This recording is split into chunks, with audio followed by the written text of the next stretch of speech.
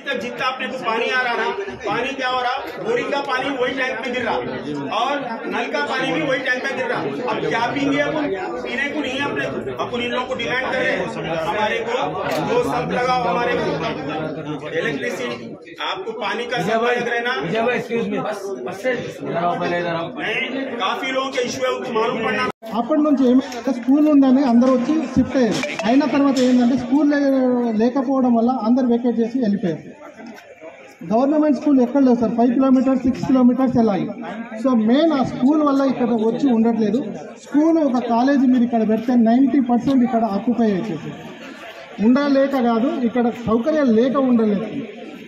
కాబట్టి ఇది కంపల్సరీ మీరు ఇది స్కూలు కాలేజ్ ఒకటి కంపల్సరీ ఎస్టాబ్లిష్ చేయాలి సార్. మెయిన్ ఏంటంటే ఎడ్యుకేషన్ మెయిన్ కరెక్ట్ చెప్తే వాళ్ళు నెక్స్ట్ మనకు ట్యాక్స్ కోసం పంపించారు, కలెక్ట్ చేస్తున్నారు, దాని గురించి చెప్పండి. ఇంకోటి zero bill, current bill zero bill అందరికీ అమలు అవ్వాలి సార్, అది కూడా చెప్పండి. అని మీరు కూడా చెప్పండి వీళ్ళకి. ఇప్పుడు గవర్నమెంట్ దగ్గర పక్కాగా డేటా ఉంది, ఓకే, మీరు సర్వే ఎప్పుడు వచ్చి అటెండెన్స్ వేస్తే అది పనికి రాదు, ఆల్రెడీ డేటా ఉంది నా దగ్గర. ఇప్పుడు ఇంకా రాలేదు అంటే జిహెచ్ఎంసీలోనే లక్షలాది మంది 7 లక్షల కుటుంబాలు అంటే అర్హులై ఉండి ఇల్లు కావాలని అప్లై చేసిన వాళ్ళు ఉన్నారు. మేము ఎంక్వైరీ చేసినాక 7 లక్షల ఫ్యామిలీస్ మనకు తేలుతుంది. అంటే అంతమంది ఇల్లు కావాలని, ఇల్లు లేక కిరాయికి పెంకుటిల్లో రేకులిల్లో దాంట్లో కూడా 5,000 రేకులిల్లో ఉండాలన్నా 4,000 5,000 లేకుండా కిరాయికి ఇస్తారండి సిటీలో. మీరు కూడా ఇంతకుముందు కిరాయికి ఉన్న వాళ్ళే కదా, 5,000 6,000 కిరాయి ఇచ్చుకొని వాళ్ళు ఉంటున్నారు కదా. వాళ్ళకి కాదని చెప్పేసి వీళ్ళకి ఇచ్చి ఇంకా ఒక 5,000 మంది ఇంకా రాకుండా ఉంటే అది అన్యాయం కదా. ఫెసిలిటీస్ ఎక్కువ తక్కువ ఉండొచ్చు, కానీ ఇల్లే లేనప్పుడు ఇల్లు వచ్చేది మంచి ఫెసిలిటీ కదా. అది వినియోగించుకొని మనం మన ఫెసిలిటీస్ కోసం మనం అడుగుతూ ఉండాలి. ప్రభుత్వం ఇస్తూ ఉంటది, మేము అందరూ ఉన్నాము, డెఫినెట్లీ మీకు అన్ని ఫెసిలిటీస్ కూడా సౌకర్యాలు కూడా కల్పిస్తాం డెఫినెట్లీ, దాంట్లో ఏమీ ఇది లేదు. కానీ ఇక్కడ లేకుండా ఉంటే ఇప్పుడు మీ ద్వారా ఇక్కడ లేని వాళ్ళకి చెప్తున్నాను ఈ మెసేజ్, ఇంకా కూడా 1 మంత్ లోపల రాకుండా ఉండి ఇట్లానే జస్ట్ ఏదో సర్వే ఎప్పుడు వచ్చిపోతామంటే మాత్రం కుదరదు. అన్ని డేటా మా దగ్గర ఆల్రెడీ ఉంది. అలాంటి దగ్గర వేరే వాళ్ళు అర్హులు ఎవరైతే ఉన్నారో వాళ్ళకి ఇల్లు ఇవ్వడం జరుగుతుంది. ఇంకా చాలా మంది అర్హులు ఉన్నారు, వాళ్ళకి. కమిషనర్ సార్ ఇక్కడనే ఉన్నారు, మా వాళ్ళు కూడా అందరు ఇక్కడ ఉన్నారు. ట్యాక్స్ పే చేయాలా వద్దా అనేది ఒక డౌట్ మేజర్ సార్. అది ఇంకోటి సార్, మీకు అందరి తరఫున థ్యాంక్స్ చెప్తున్నాను. ఇప్పుడే మనకు హాస్పిటల్ ఎక్విప్మెంట్స్ కూడా వచ్చాయి. Hospital next school sir. School ఎందుకంటే చాలామంది ఇక్కడ రాకపోవడానికి కారణం ఏంటంటే స్కూల్స్ చిన్న చిన్న పిల్లలు ఉన్నారు, ఆ స్కూల్స్ ఇక్కడ లేనందువలన చాలామంది రాలేకపోతుంది. ఏంటంటే ఇక్కడ ఎస్టాబ్లిష్ అయింది మేలో వచ్చినాం మేము, ఇక్కడ ఆక్యుపై చేసింది మే లాస్ట్ 24లో.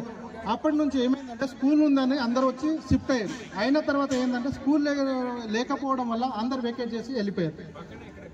గవర్నమెంట్ స్కూల్ ఎక్కడ లేదు సార్, 5 కిలోమీటర్స్ 6 కిలోమీటర్స్ వెళ్ళాలి.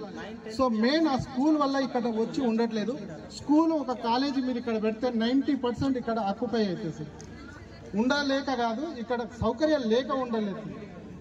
కాబట్టి ఇది కంపల్సరీ మీరు ఇది స్కూలు కాలేజ్ ఒకటి కంపల్సరీ ఎస్టాబ్లిష్ చేయండి సార్.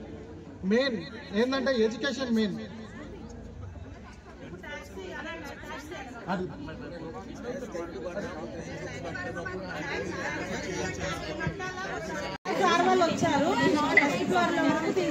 అంటే ఇప్పుడు మీరు ఇల్లు అలాట్ చేసాం, మీ దగ్గర పట్టా ఉంది, కానీ మీ పేరు ప్రభుత్వ రికార్డులో ఎప్పుడు వస్తుందంటే, ఇప్పుడు వ్యవసాయ భూమి అయితే రెవెన్యూ రికార్డులో అడంగల్ పహానీలో ఎక్కితే వస్తుంది కదా. కానీ ఇల్లులు ఎక్కడ ఎక్కితే మీకు ఓనర్షిప్ వస్తుంది, మున్సిపాలిటీ దాంట్లో ఎక్కితేనే అవుతుంది. సో అందుకే మున్సిపల్ కమిషనర్ గారు ఇక్కడ వచ్చేసి మీ దగ్గర ఒక క్యాంప్ అలా పెట్టేసి మీకు మీ పేరు మీద నంబర్ ఇస్తారు. మీరు ఆ మున్సిపల్ ప్రాపర్టీ ట్యాక్స్ కట్టండి, ఎక్కువ పెద్ద అమౌంట్ ఏమి ఉండదు, మీరు ట్యాక్స్ కట్టుకోండి. ట్యాక్స్ కట్టుకుంటే ఏమవుతుంది మీకు, అప్పుడు మున్సిపాలిటీ వాళ్ళు కూడా మిమ్మల్ని ఓనప్ చేసుకుంటారు. అప్పుడు దాకా ఏమంటారు, ఇదేదో జిహెచ్ఎంసీ కట్టారు, హౌసింగ్ డిపార్ట్మెంట్, అది మీరు అది కట్టినాక మీకు శానిటేషన్ కానీ ఇవి అన్నీ కూడా మీకు ఇంకా మెరుగవుతుంది. ఆ ప్రాపర్ ట్యాక్స్ కడితే మీకు మొత్తం మీకు ఒక రసీదు వచ్చేస్తుంది, మీకు రికార్డ్ వచ్చేస్తుంది.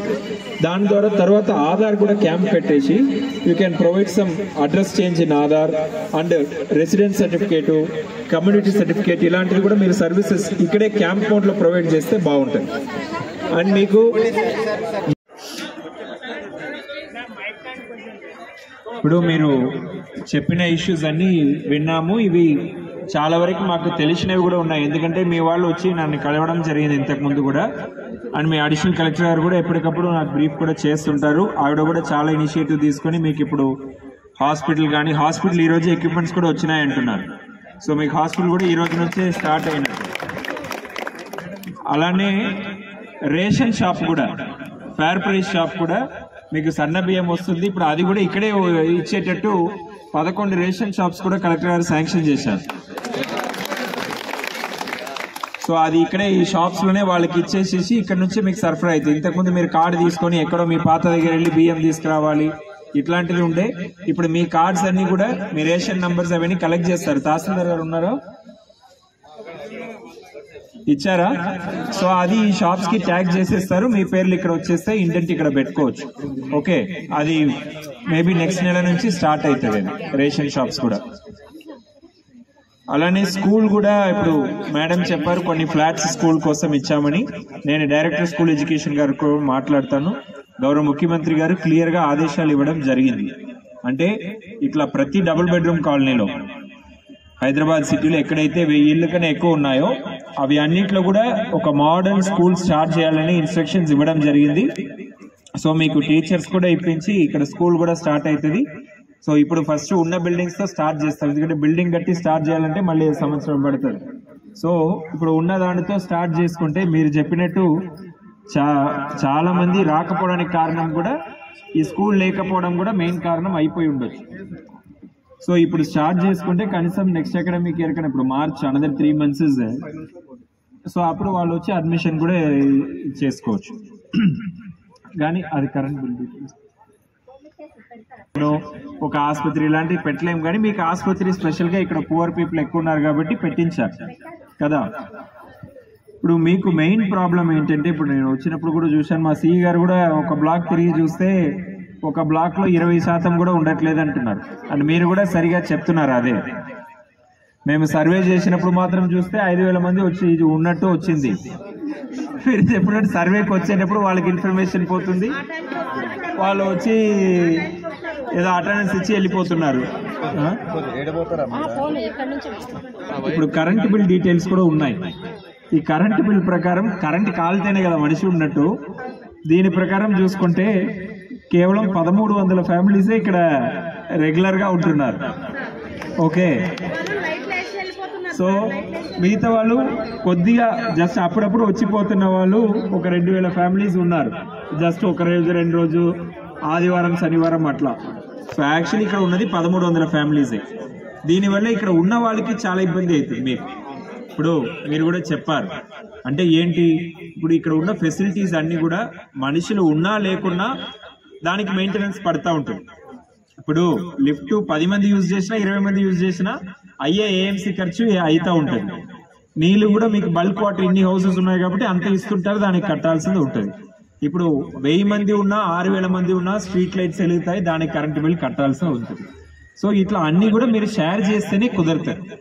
ఇప్పుడు సహోదరులు మాట్లాడినప్పుడు కూడా చెప్పారు, మాకు 70 లక్షలు వస్తుంది, 17 లక్షలు వస్తుంది, 20 లక్షలు వస్తుంది. అంటే వస్తుంది న్యాచురల్లీ. 6000 ఫ్యామిలీస్ ఉన్నప్పుడు మనం అంటే బల్క్ గా మాట్లాడితే ₹1 రూపాయి 50 లక్షలు అట్లా అనిపిస్తుంది. కానీ ఒక ఇంటికి చూసుకుంటే 200, 300, 500 అంటే ఉంటుంది కరెంట్ కానీ నీళ్ళు కానీ. అవి మనం ఎట్లయినా కట్టాల్సిందే కదా. ఇప్పుడు ప్రభుత్వం మీకు ఇంత మంచి అసెట్ అంటే ఈ ల్యాండ్ ఈ ఫ్లాట్ ఇవన్నీ కలుపుకుంటే మీకు ఒక్కొక్క ఫ్లాట్ ఈ రోజు హైదరాబాద్ లో ఏ మూల అయినా 30 లక్షలకు తక్కువ లేదు కదా. సో మనకి ఇప్పుడు కొన్ని ప్రాబ్లమ్స్ ఉంటాయి, కానీ అవన్నీ మనం ఇది చేసుకుని ఇంత మంచి అసెట్ వచ్చింది, మనం ఎట్లా చక్కగా మెయింటైన్ చేసుకోవాలి. ఇప్పుడు ప్రభుత్వం కట్టి ఇవ్వగలుగుతుంది, ఇన్ని వేల కోట్లు పెట్టి కట్టి ఇచ్చింది.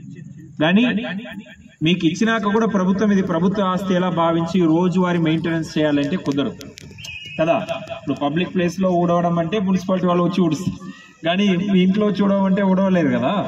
సో అవి అన్ని కొన్ని ఇలాంటి విషయాలు మీరు సఫిషియంట్ మెంబర్స్ ఉంటే, అంటే కనీసం మీకు 5,000 ఫ్యామిలీస్ ఉంటే ఇంకా బర్డన్ తగ్గుతుంది.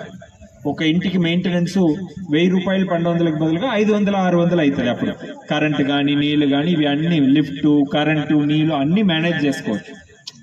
సో అవన్నీ మనకు ప్రాబ్లం లేదు. కానీ మీరు కూడా చెప్పండి వీళ్ళకి, ఇప్పుడు గవర్నమెంట్ దగ్గర పక్కాగా డేటా ఉంది.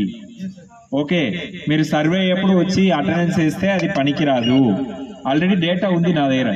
ఇప్పుడు ఇంకా రాలేదు అంటే జిహెచ్ఎంసీలోనే లక్షలాది మంది 7 లక్షల కుటుంబాలు అంటే అర్హులయ్యి ఉండి ఇల్లు కావాలని అప్లై చేసిన వాళ్ళు ఉన్నారు. మేము ఎంక్వైరీ చేసినాక 7 లక్షల ఫ్యామిలీస్ మనకు తేలుతుంది.